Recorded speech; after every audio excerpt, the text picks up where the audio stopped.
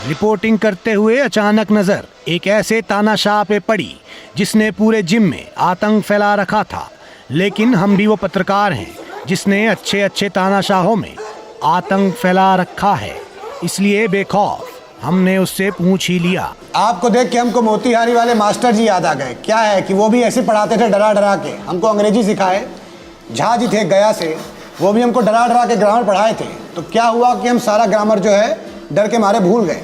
तो मुझे ऐसा डर है कि आप जो ये ट्रेनिंग करा रहे हैं डरा डरा के, लोग कहीं भूल ना जाए आपकी ट्रेनिंग है। राजा जी, हाँ, हमने भी कोई कच्ची गोटियां नहीं काटी हैं लूडो में। हमेशा होम पर जाने वाली गोटी का काम तमाम किया है। ये साले अपने क्रश के हाई का रिप्लाई करना भूल सकते हैं, हमारी ट्रेनिंग का नहीं। बहुत बढ़िया भाई। तो आप मुझे एक बात बताइए कि जब आदमी थक हार के बैठ जाता है उसके बाद भी एक एक्स्ट्रा सेट लगवाने का जो मोटिवेशन है वो आप कहाँ से ले आते हैं? जी वो जो है मेरी प्रीवियस जॉब से एक्सपीरियंस मिला है। कौन सी जॉब? बस कंडक्टर था। अच्छा। तो उसमें क्या है कि 50 सीटर की बस में 150 लोग को ठूस के ले आता था, चकाचक। फुल कैपेसिटी को यूज करना आता है और वही करवा रहे हैं। बहुत बढ़िया, लेकिन रुक गए देखिए फिर से। रुक गया, रुक गया। साले अपनी एक्स को याद करके मार। ये इन्हें जिस तरह से गुस्से में डांट रहे हैं, ऐसा लग रहा है कि उसकी एक्स के साथ साथ अपनी एक्स का भी गुस्सा उतार रहे हैं। वहां से नजर हटी तो एक लटकते हुए बच्चे को देखकर दया आ गई। हमने सोचा कहीं हाथ छूट गया तो कूला टूट जाएगा, सो हमने उसे उतार दिया। लेकिन वो हम ही पे झल्ला बैठा। अरे नहीं, छोड़िए। क्या राजा जी, 5 पुल-अप और करने थे, अभी सारी मेहनत वेस्ट कर दी।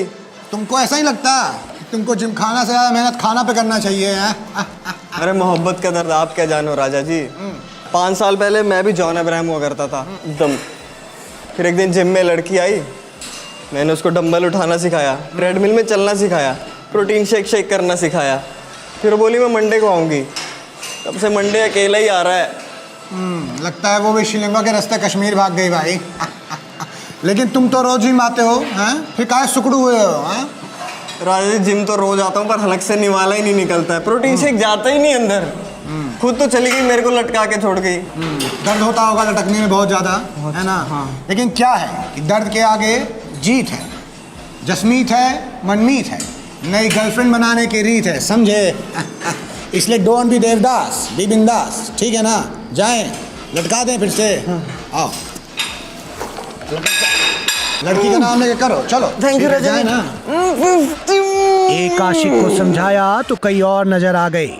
कुछ दीवाने अपना 6 पैक ढूंढ रहे थे, वहीं कुछ प्रोटीन के आशिक भरे जिम में अंडे ऐसे खा रहे थे मानो किसी बड़ी पोल्ट्री फार्म के ब्रांड एम्बेसडर हों।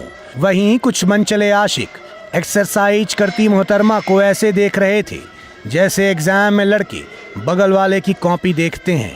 वहीं कुछ चोरी करते पकड़े भी जाते हैं। तो हमने मोहतरमा से पूछ ही लिया। अब क्या कर सकते हैं राजा जी, इंसानों का तो नेचर ही है एंजॉयमेंट के पीछे भागते रहने का। और आपने तो ये सुना ही होगा, a thing of beauty is Joy forever. नहीं सुने तो नहीं है, लेकिन आप ये बताइए कि यहाँ पे जिम में लोग कैसे इंस्पायर होते हैं? रमेश जी, मेरे आने से पहले यहाँ अटेंडेंस बस 30%, लेकिन मेरे आने के बाद इट्स 90%। और वो लड़का देख रहे हैं वहाँ जो स्क्वाट्स कर रहा है, ये उसका लास्ट सेट। लेकिन अगर मैंने उसे एक थम्स अप दे दिया तो वो एक और सेट करेगा। ऐसा करके दिखाइए।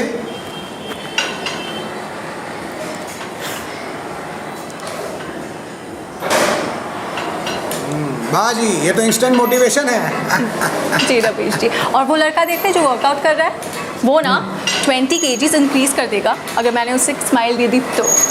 दीजिए।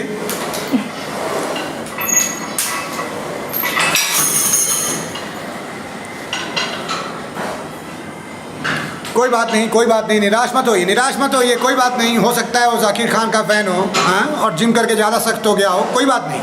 आपका देखिए अटेंडेंस 90% हो जाता है ना, तो मोटिवेशन लेवल भी 90% है। 10% लोग क्या है, नहीं पिघलेगा ना। वैसे आप कर क्या रही हैं आज? Back and biceps. जाइए कीजिए, गुड लक। रिपोर्टिंग अपने आखिरी सेट में थी कि तभी हमारी मुलाकात एक पक्के बिहारी से हो गई।